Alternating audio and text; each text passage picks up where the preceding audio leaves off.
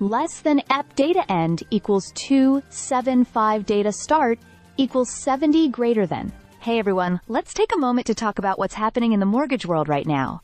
Because even when the news feels minor, it can have a real impact on rates and decisions we're making today. Less than APE data end equals 794 data start equals 277 greater than. So earlier this week, all eyes were on the JOLTS report, that's the Job Openings and Labor Turnover Survey, for some clues about where mortgage rates might head next. And while it didn't exactly shake the market, it gave us a mixed bag of signals. The data showed job openings were higher than expected, which typically isn't great news for interest rates.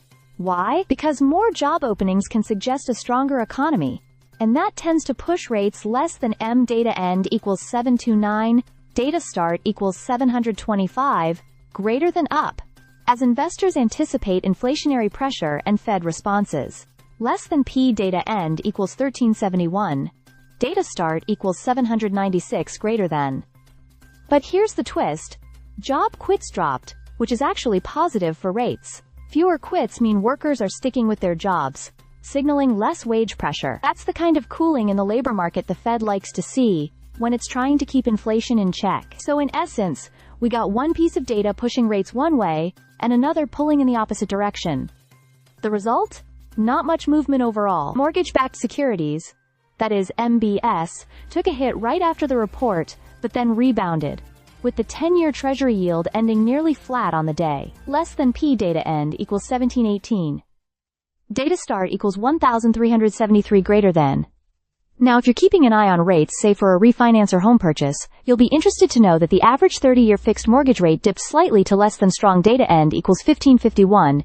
Data start equals 1542 greater than 6.87% less than, strong greater than, down 0.09%, while 15-year fixed rates also dropped to less than strong data end equals 1607 greater than 6.1. Those aren't dramatic shifts. But in a volatile market, even minor drops can present an opportunity. Less than SOPS data end equals 2113 data, start equals 1720, greater than the broader takeaway. This was one of those classic wait-and-see days. The JOLTS report didn't move the needle much, but it did keep the conversation alive about how strong or weak the labor market really is. That, in turn, keeps the bond market and mortgage rates on their toes. Investors are already looking ahead to the next economic report, like the ISM services data, for more guidance. Less than APE data end equals 242, O data is last node equals data, is only node equals data start equals 2115 greater than.